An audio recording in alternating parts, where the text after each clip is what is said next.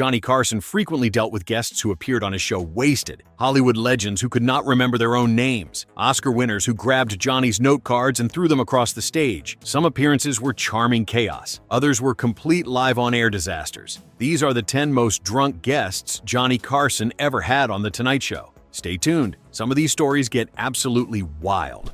Number 1. Dean Martin. Dean Martin frequently walked out from behind the curtain with a drink already in his hand. But once he sat down, the cracks showed. He stumbled over setups, slurred punchlines, and sometimes greeted Carson like they had just met for the first time. The audience laughed at first because they were trained to, then slowly realized something was off. How you been, Joey? Hello. Good to see you. How'd all these people get in your room? You're gonna start already, huh? No, I'm not starting. How are you? I'm almost through. What looked effortless on his own variety show felt shaky under Carson's tighter format. Johnny tried to ride the wave, tossing Dean easy questions and setups he could usually hit in his sleep. Instead, Martin cut him off mid-sentence, drifted into half-finished stories, or stood up and wandered toward the band like he'd forgotten the camera was still on him. He mixed up movie titles, forgot which project he was there to promote, and would suddenly stop talking as if the thought just fell out of his head. Yeah, You weren't on last night. I certainly was. You were not. I watched that little girl sing. What little girl sing? One of the angels, Cheryl Ladd. No, you were watching Charlie's. No, That was Monday night. That was Monday night. I wasn't here then.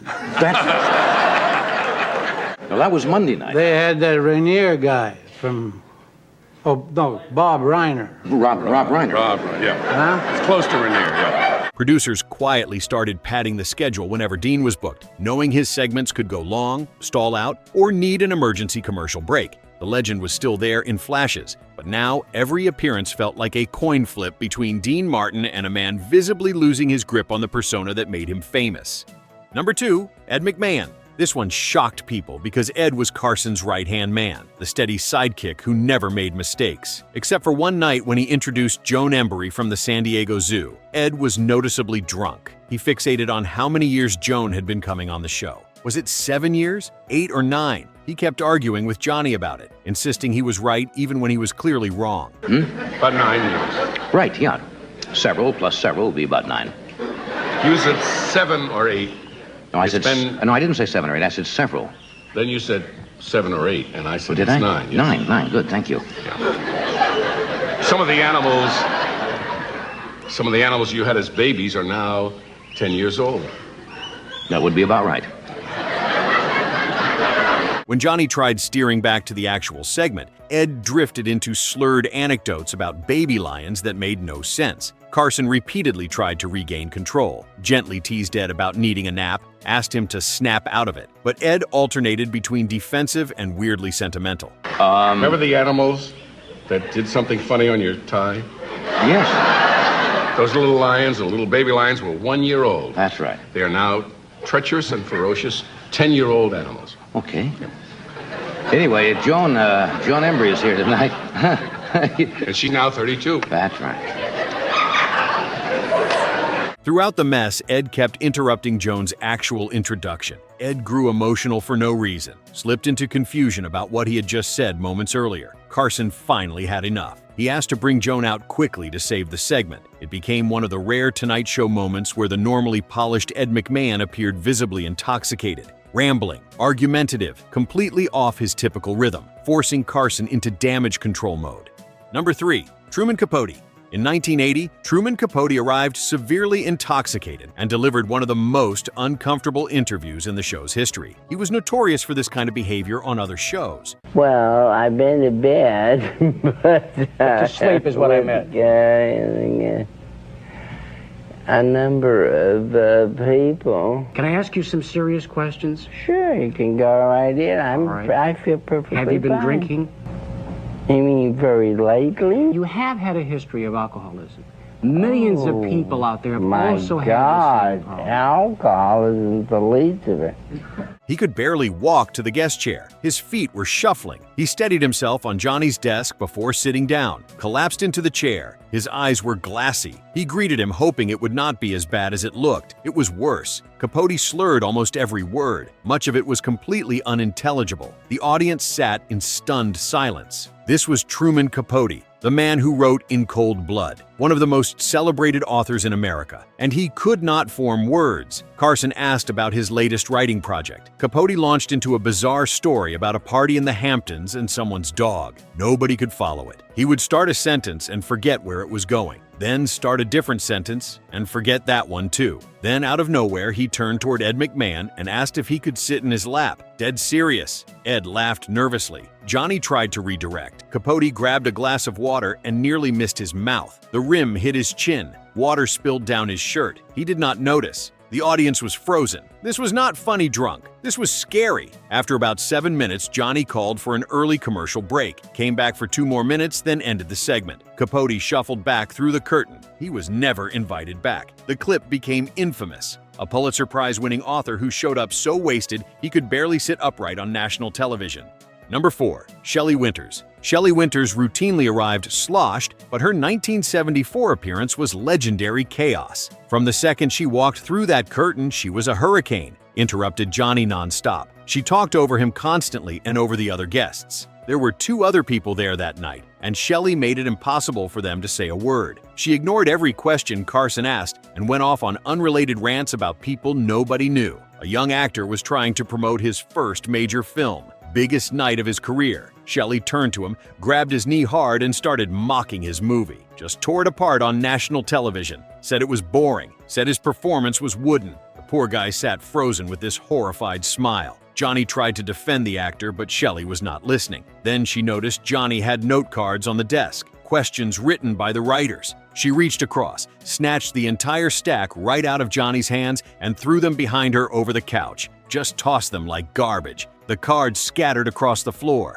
Carson sat there speechless. Had never had a guest do that before. The audience gasped audibly. Shelley kept talking like nothing happened. Finally, after about 12 minutes, Johnny gave up completely, looked at the camera and said they were taking an early commercial break. After the show, NBC producers blacklisted Shelley Winters. They told her agent she was not welcome back. It lasted nearly 3 years. When she finally returned, someone had a serious conversation with her about showing up sober and not attacking other guests.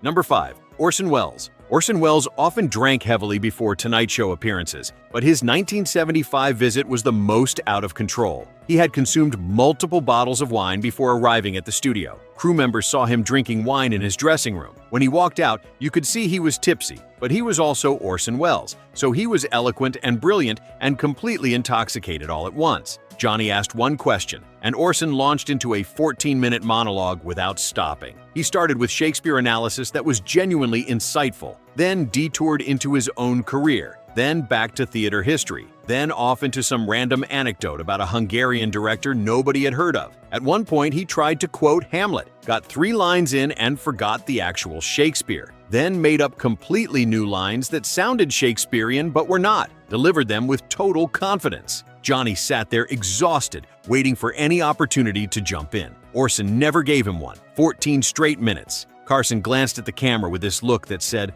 "I have completely lost control." The audience was riveted, because even wasted Orson Wells was more interesting than most people sober. But it was still chaos. No structure. Just Orson on wine talking about whatever came into his head on live television. Despite everything, Johnny kept inviting him back. Because when Orson was good, he was brilliant. You just never knew which version you were going to get.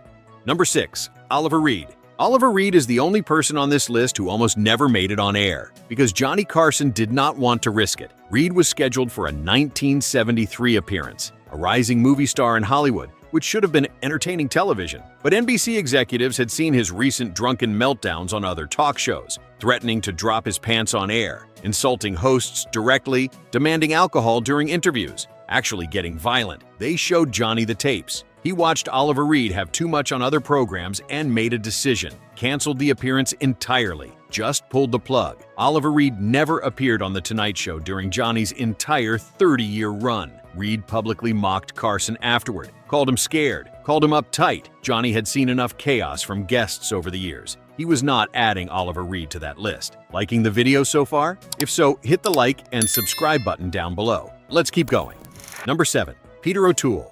Peter O'Toole could deliver genius or chaos depending on the day. His 1978 appearance delivered both. He arrived after a heavy afternoon drinking. You could smell it on him. Carson asked about Lawrence of Arabia. O'Toole ignored the question completely and instead lectured on acting techniques. Brilliant monologue, insightful, then suddenly spiraled into confused rambling about nothing, back to brilliant, then rambling again. He grabbed Johnny's pen off the desk and turned it into a fencing foil, forced Johnny into an impromptu fencing lesson right there on camera. Johnny was laughing, but also clearly trying to regain control. Then O'Toole launched into wild drinking stories about Richard Harris, stories that probably should not have been told on television. It was chaotic, but somehow charming. The audience loved him. Johnny loved him despite the chaos. He kept bringing him back because sloshed Peter O'Toole was still more interesting than most sober guests.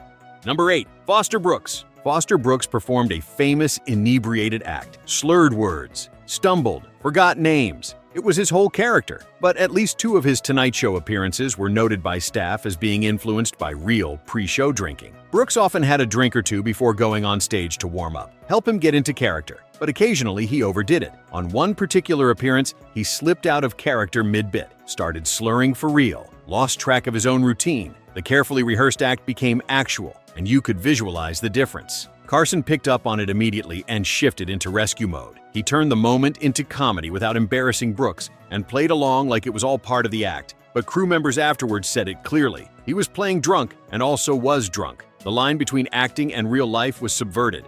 Number 9. Robert Blake. Robert Blake had several tense Tonight Show visits. One came after he had been drinking heavily backstage. Multiple staffers described his mood that night as definite liquid courage. He arrived confrontational. He interrupted Johnny on a consistent basis while he was in the current process of trying to entertain those watching. Johnny tried steering him toward a film plug. That was the whole point of booking actors. But Blake launched into a rant about Hollywood phoniness instead. Just attacked the industry on live television while promoting his own movie. It made no sense. After the show, Carson told producers to avoid booking Blake when he had had anything at all to drink. It became an unofficial rule. Check with his people first. Make sure he is coming in sober. Because wasted, Robert Blake was unpredictable and volatile and not worth the risk. The bizarre part was how fast Blake's energy shifted from one extreme to another. When he first walked through the curtain, the audience applauded like always, expecting the usual tough guy charm he brought to talk shows. But within seconds of sitting down, he was bouncing his leg,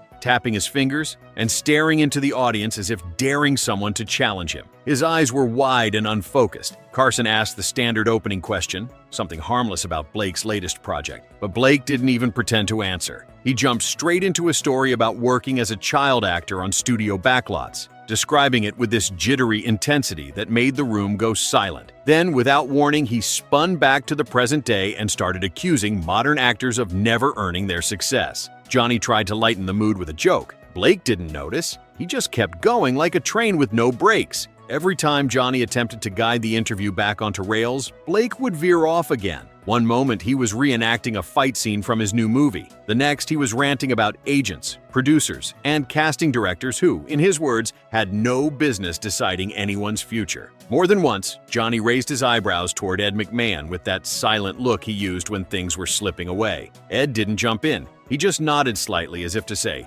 "Yep, we're in trouble." The audience laughed nervously at moments that weren't jokes. Carson had to keep smiling through it, playing referee while Blake paced verbally from topic to topic. At one point, Blake stood up completely unprompted, demonstrating some story about a director he once worked with. The camera operator frantically pulled focus to keep him in frame. Carson held up his hands, gently trying to get him to sit back down. Instead, Blake leaned over Johnny's desk and launched into another monologue, this time about the pressure of being in the business for decades. It wasn't angry in a straightforward way. It was scattered, emotional, impossible to predict. Guests normally treated the show like a gift. Blake treated it like a courtroom where he was arguing for his entire legacy. People backstage were frozen. No one knew if they should cut to commercial early, but Johnny refused to embarrass guests that way unless they completely left him no choice. He kept asking simple questions to break Blake's rhythm. Softballs about the movie, the director, even the weather, anything that might reset the tone.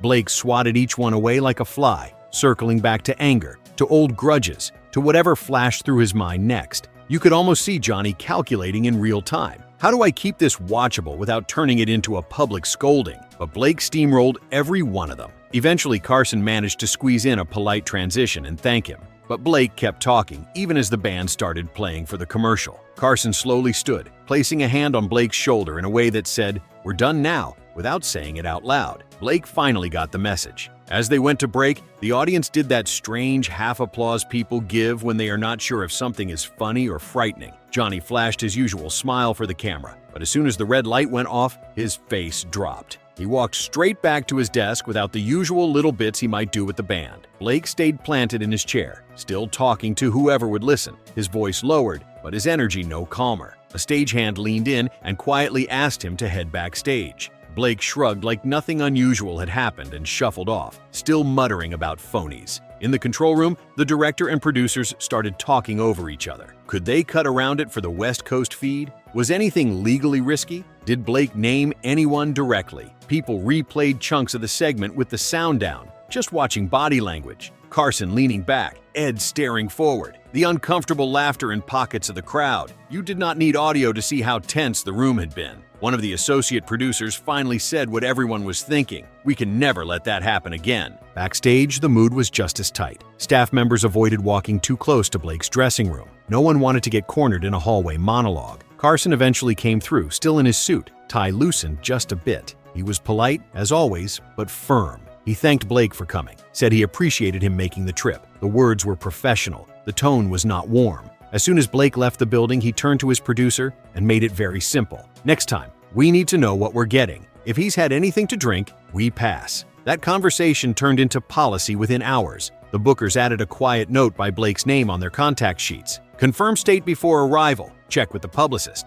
If there is any hint he has been at the bar, suggest another date or another show. It was not personal. It was survival. Carson's whole empire rested on the idea that he could control live chaos just enough to keep it fun. The moment they cleared the stage, the relief in the studio was visible. One crew member later said it felt like walking out of a room where someone was shouting but you couldn't leave. Carson headed straight to his producer. He wasn't angry, just firm. He said Blake was too unpredictable, too emotional, and too much of a wild card when he'd been drinking. A talk show host could work around almost anything. Nervous guests, boring guests, rambly guests. But not a guest who took the show hostage with volatility. From then on, there was a standing order. Confirm Blake was sober before confirming the booking. If there was even a hint he had been drinking, reschedule or pass entirely. Everyone agreed. A sober Blake was manageable, but the other Blake was chaos waiting to happen. All of the personalities in this list revealed that even on the most controlled program on TV, chaos found a way in. Carson exercised 30 years of managing guests with grace and quick thinking. Some he handled with humor, some he cut short with commercial breaks, and some he refused to book ever again. But every one of these moments reminds us that live television is never fully under control. Sometimes someone walks through that curtain drunk, and all you can do is survive the next 7 minutes. Which of these guest stories shocked you the most? Are there other notorious Tonight Show drunk moments we missed? Write your take in the comments section. And if you want more wild stories from The Tonight Show's crazy 30-year run, and make sure you subscribe to the channel.